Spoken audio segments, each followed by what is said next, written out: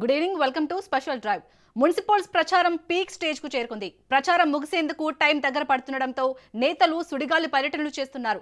Road షోలు, corner meetings తో హోరెత్తిస్తున్నారు. Ward స్థాయి మేనిఫెస్టోను అభ్యర్థులు రూపొందించుకోగా మున్సిపల్ లెవెల్ మేనిఫెస్టోను పార్టీలు నిర్ణయిస్తున్నాయి. రాష్ట్ర స్థాయి అంశాలను ప్రస్తావిస్తూ పార్టీల అగ్రనేతలు ఒకరిపై ఒకరు దుమ్మెత్తి పోసుకుంటున్నారు. కాంగ్రెస్ 2 ఏళ్లలో రాష్ట్రాన్ని అధోగతి పాలు చేసిందని, 3 ఏళ్ల తర్వాత వచ్చేది బీఆర్ఎస్ సేనని మాజీ మంత్రులు కేటీఆర్, హరీష్ రావు ప్రచారం చేస్తూ కారు గుర్తు అభ్యర్థులను గెలిపించాలని కోరుతున్నారు. గడిచిన 2 ఏళ్లే కాదు, వచ్చే 8 ఏళ్లు మేమే ఉంటామని, మాకే ఓటేయాలని సీఎం రేవంత్, కాంగ్రెస్ నేతలు ప్రజలను నమ్మించే ప్రయత్నం చేస్తున్నారు. BJP chief Ramachandra Rao, central minister Bandi Sanjay కార్పొరేషన్లు, మున్సిపాలిటీలో సుడిగాలి పర్యటనలు చేస్తున్నారు. ఆ 2 పార్టీల పనైపోయిందని, వచ్చేది కమలం సర్కారేనని కాషాయవాదులు ప్రజల మనసు దోచే ప్రయత్నం చేస్తున్నారు. 3 పార్టీల తీరు ఇలా ఉంటే మజ్లీస్ రెచ్చిపోతుంది.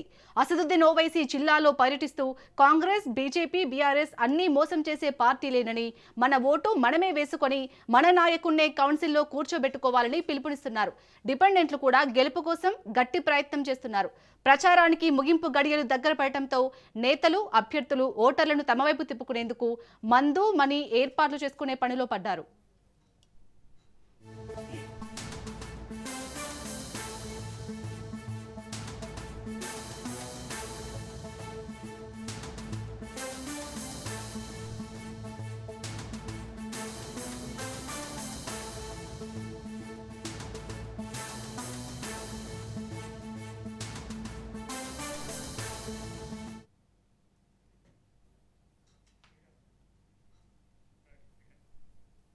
ఇక మున్సిపల్స్ ప్రచారం అయితే పీక్ స్టేజ్ కు చేరుకుంది. ఇదే అంశంపై పూర్తిగా డీటెయిల్ గా డిస్కస్ చేస్తారు మా input editor Srikanth. Over to you.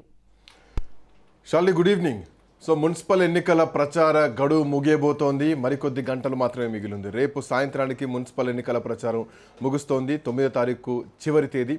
ఇక ఎన్నికలకు రంగం సిద్ధమవుతున్నారు. సో ఎవరు మేయర్ పీఠాలను గెలుచుకోబోతున్నారు, ఎవరు మున్సిపల్ చైర్పర్సన్ పీఠాలను గెలుచుకోబోతున్నారు, వార్డులు ఎవరు గెలుచుకోబోతున్నారు, ఎంతమంది కార్పొరేటర్లు గెలవబోతున్నారు.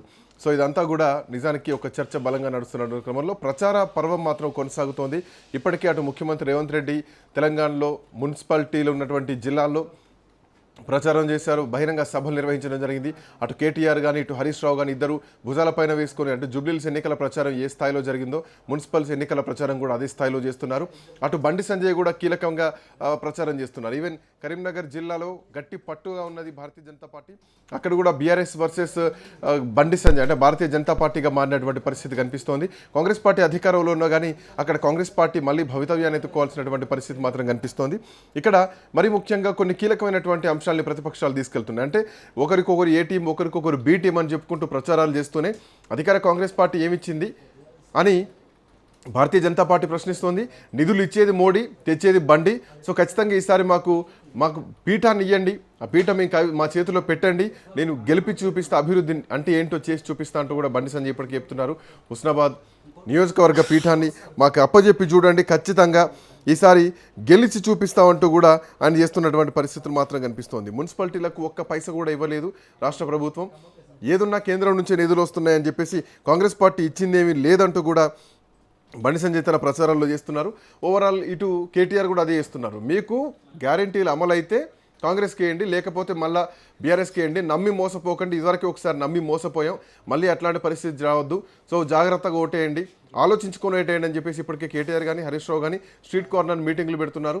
ఇటు కాంగ్రెస్ పార్టీ కూడా బహిరంగ సభలు పెట్టి మళ్ళా పథకాలు రావాలన్నా కానీ, అభివృద్ధి ముందుకు పోవాలన్నా కానీ అధికార పార్టీకే ఓటేయాలి అని చెప్పేసి రేవంత్ రెడ్డి మాట్లాడుతున్నారు, మంత్రులు మాట్లాడుతున్నటువంటి పరిస్థితి కనిపిస్తోంది. అండ్ రైతు భరోసా కూడా అటు మున్సిపల్ ఎన్నికలు అయిపోగానే రైతు భరోసా ఇస్తామంటున్నారు. సో ఎన్నికలకు ముందయ్యాలి కానీ ఎన్నికలు అయిపోయిన తర్వాత రాజు ఎవరు, బంట్ ఎవరు అన్నటువంటి ప్రశ్న కూడా ఈరోజు ప్రతిపక్షం మాట్లాడుతున్నటువంటి పరిస్థితి మాత్రం కనిపిస్తోంది.